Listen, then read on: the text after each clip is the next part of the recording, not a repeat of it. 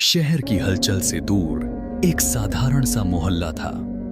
उसी मोहल्ले में रहता था एक नौजवान। नाम था आरिफ। चेहरा सीधा सादा, मगर दिल में दुनिया की बहुत सी चाहतें। नमाज कभी पढ़ लेता, कभी छोड़ देता। गुनाह को गुनाह मानता था, मगर तौबा को कल पर छोड़ देता था। आरिफ अक्सर कहता था, अभी उम्र ही क्या है, बुढ़ापे में सब ठीक कर लूंगा।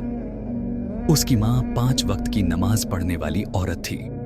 हर रात सोने से पहले बस एक ही बात कहती, बेटा, मौत वक्त देखकर नहीं आती।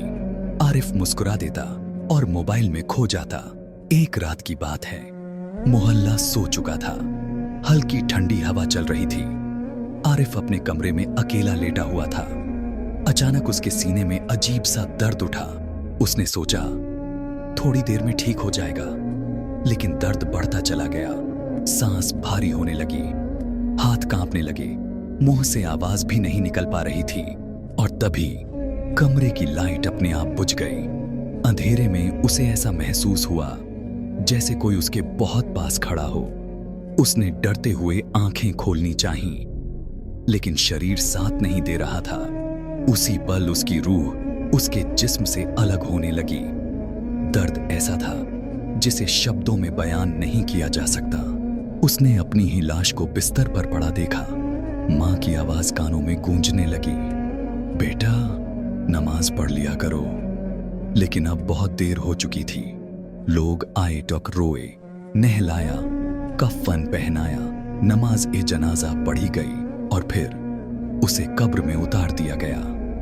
जब मिट्टी की आखिरी परत डाली गई और सब लोग वापस लौट गए, तो आरिफ ने पहली बार असली तन्हाई महसूस की। कब्र की दीवारें सिमटने लगीं। अंधेरा इतना गहरा था कि अपनी उंगलियां भी दिखाई नहीं दे रही थीं। तभी जमीन कांपी, 2 डरावनी आवाजें गूंजीं। कब्र के अंदर 2 फरिश्ते उतरे। उनकी आंखों से रौब टपक रहा था। एक ने भारी आवाज में पूछा, मन रब्बुक, तेरा रब कौन है? आरिफ की जुबान लड़खड़ाने लगी। दुनिया की बातें याद आ रही थीं, लेकिन जवाब नहीं। किसी तरह उसने कहा, अल्लाह। दूसरा सवाल आया, मां दीनुक, तेरा दीन क्या है? आरिफ कांप रहा था। नमाजें याद आने लगीं जो उसने छोड़ी थीं। झूठ याद आने लगे, गुनाह याद आने लगे। उसकी जुबान रुक गई। तीसरा सवाल, मा तकुलु फी हाज़र रजुल, इस आदमी के बारे में तू क्या कहता है? यानी नबी। अब आरिफ पूरी तरह टूट चुका था। उसने कभी सीरत नहीं पढ़ी थी, कभी दरूद नहीं पढ़ा था, बस नाम सुना था। कब्र में अंधेरा और बढ़ गया। फरिश्तों ने सख्ती से कहा, तूने दुनिया में सोचने का मौका पाया, मगर तूने टाल दिया।